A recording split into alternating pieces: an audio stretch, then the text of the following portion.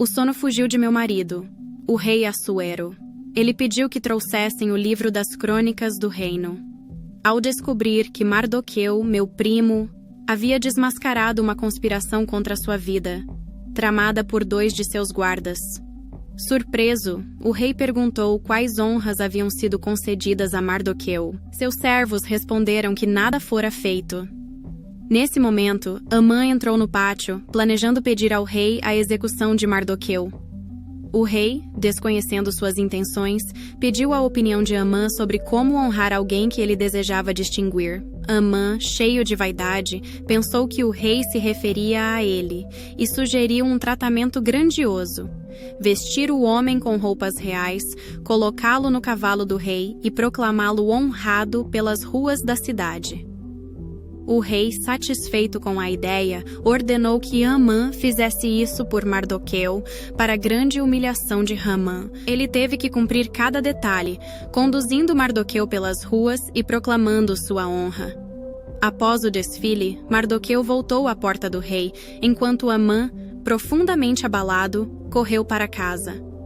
Lá, ele contou a Zeres, sua esposa, e aos amigos tudo o que aconteceu. Sua esposa e seus amigos o alertaram que, se Mardoqueu era de fato judeu, Amã não prevaleceria contra ele. No entanto, antes que pudessem discutir mais, os servos do rei chegaram para levar Amã ao banquete que eu, Esther, havia preparado, sem saber do destino que o aguardava. Naquele dia, o rei Assuero e Amã vieram ao banquete que eu havia preparado. Durante o segundo dia de festividades, o rei me perguntou novamente qual era meu pedido, prometendo conceder-me até metade do reino. Com coragem, eu revelei minha verdadeira petição. Pedi por minha vida e pela vida do meu povo, os judeus, que estavam ameaçados de extermínio.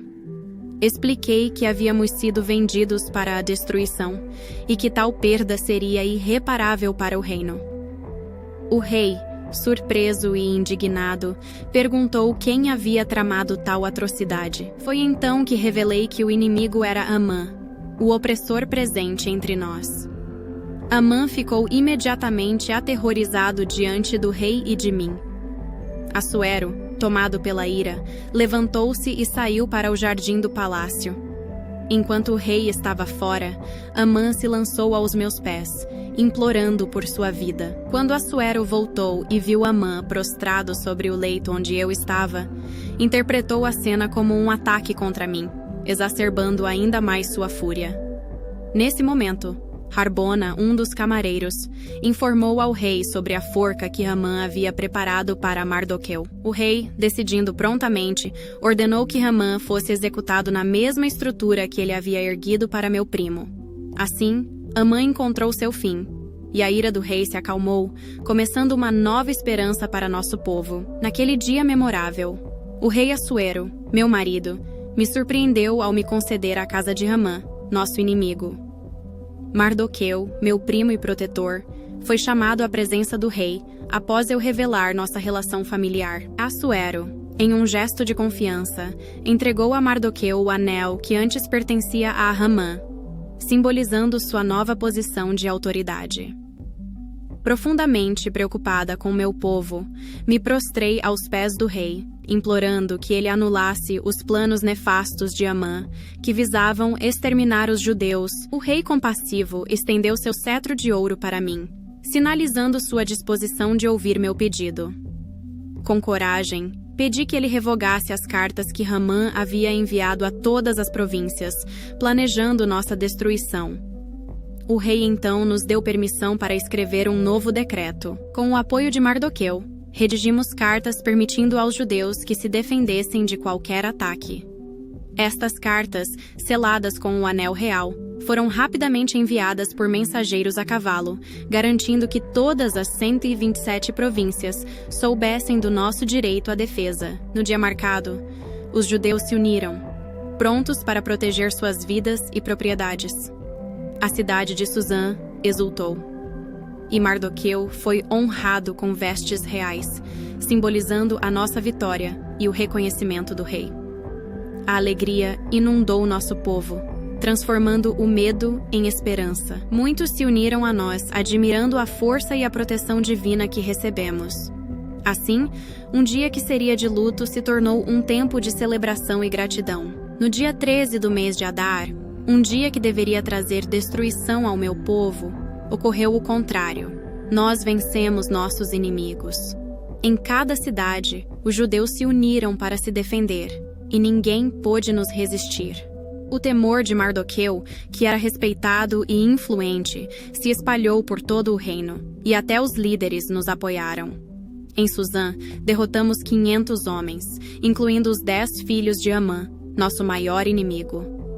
Porém, não tocamos nos despojos. Quando informei o rei sobre nossa vitória, ele me perguntou se eu tinha mais algum pedido.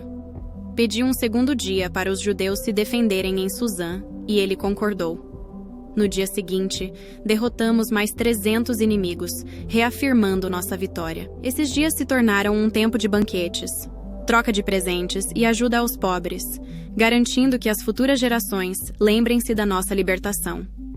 Assim, eu e Mardoqueu confirmamos que Purim seria celebrado eternamente por todos os judeus, como um símbolo de coragem e renovação. Depois de assegurarmos nossa sobrevivência, o rei Assuero impôs tributos sobre a terra e as ilhas, consolidando seu domínio.